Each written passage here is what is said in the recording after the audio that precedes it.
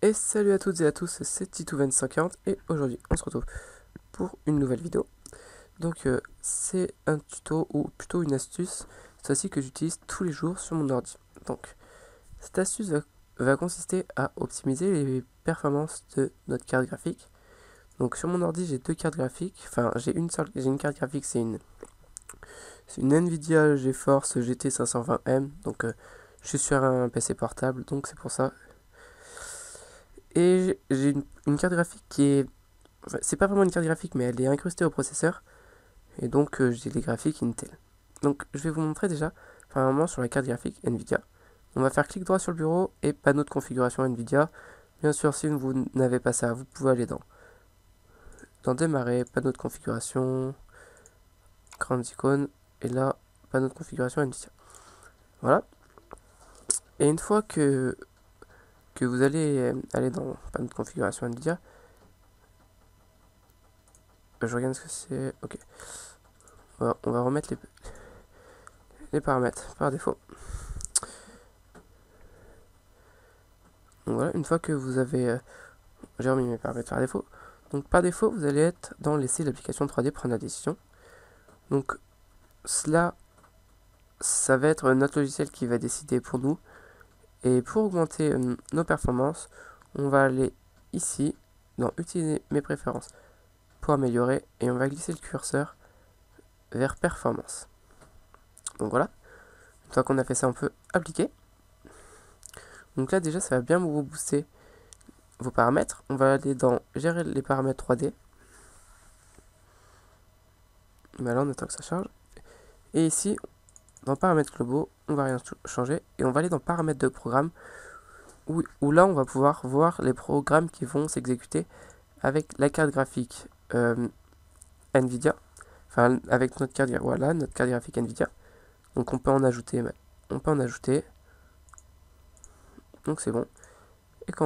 Et une fois qu'on sélectionne un programme, on va aller sélectionner le processeur graphique préféré pour ce programme et on va dire utiliser les paramètres, on va dire processeur Nvidia haute performance. On va faire appliquer. Appliquer, voilà. Et chaque fois qu'on va ouvrir ce logiciel, par exemple, il va s'ouvrir avec le processeur graphique haute performance de notre carte graphique Nvidia et pas l'auto-sélection où il pourrait choisir la carte graphique intégrée au processeur qui est quand même beaucoup moins puissante. Une petite astuce aussi, on va aller dans la barre au-dessus et on va aller dans c'est où on va aller dans Bureau et on va faire afficher l'icône. Attendez. Ah voilà, ça. Ajouter l'option exécuter avec le processeur graphique au menu contextuel. Hop, ça on l'active, on la coche cette case et ça va nous permettre de pour lancer un programme. Je ne sais pas moi par exemple, qu'est-ce qu'on pourrait lancer?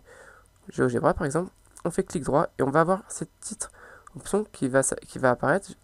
Hop, qui est exécuté avec le processeur graphique et on peut dire processeur graphique Nvidia haute performance. Donc cette fois-ci, il va se lancer avec avec le processeur graphique de la carte Nvidia. De la carte Nvidia, vous voyez ici le petit logo du programme. Voilà. Et on va finir par définir la configuration physique. Là, je vous conseille de laisser dans auto-sélection. Donc, on récapitule. On met ici utiliser mes préférences pour améliorer ou laisser les paramètres 3D avancés. Et ça veut dire que si on fait...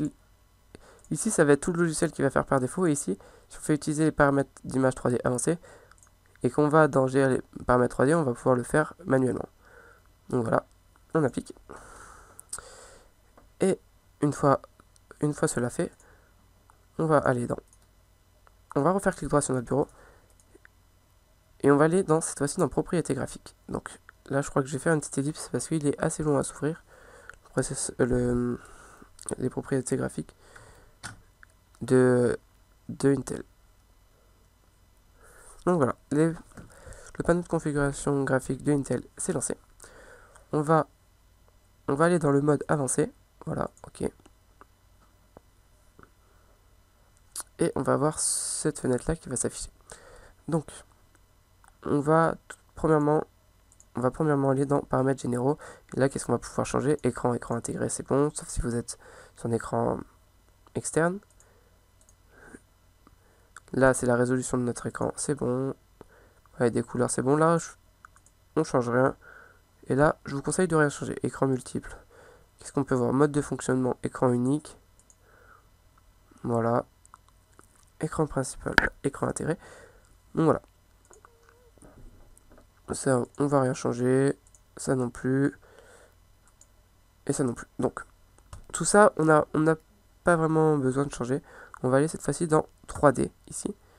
Et pareil que tout à l'heure, le curseur va être ici. On va aller le glisser à performance. Voilà.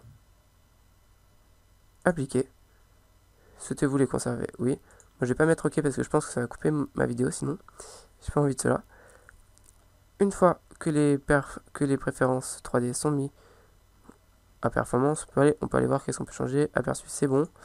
Et on peut aller dans alimentation et source d'alimentation sur secteur. Et on peut lui demander de mettre les performances maximales. Voilà. Et on fait OK. Une fois que toutes nos modifications sont faites.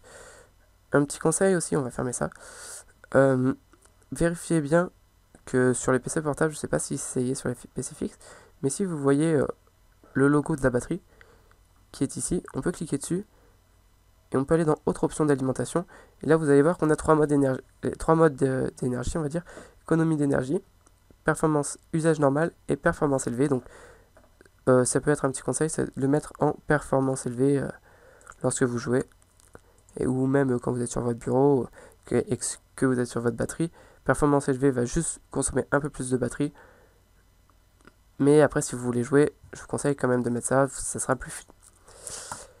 Donc voilà, je pense que ma vidéo est finie.